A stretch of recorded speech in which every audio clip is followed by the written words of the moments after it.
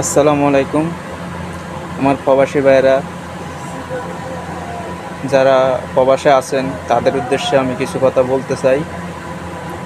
তো দেখেন, আমরা প্রবাসীরা এত কষ্ট করে আইসা কাম করি, 12-13 ঘন্টা ডিউটির পর আমরা মাস শেষে একটা স্যালারি পাই।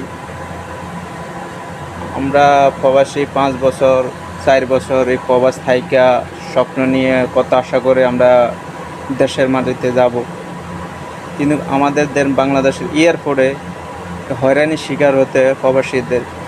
এটার জন্য আমাদের সরকার কোনো পদক্ষেপ নেয় না। এতে তো প্রবাসী প্রতিদিনে একটা নিউজ পাই, প্রবাসীর সামান চুরি হয়, মাল রাইখা দেয়। এটা কি সব ভাই? একটা প্রবাসী অনেক স্বপ্ন নিয়ে তার ফ্যামিলির কাছে যায়, সব কিছু সাইরা দিয়া প্রবাস থেকে 4 বছর 5 বছর থাকে।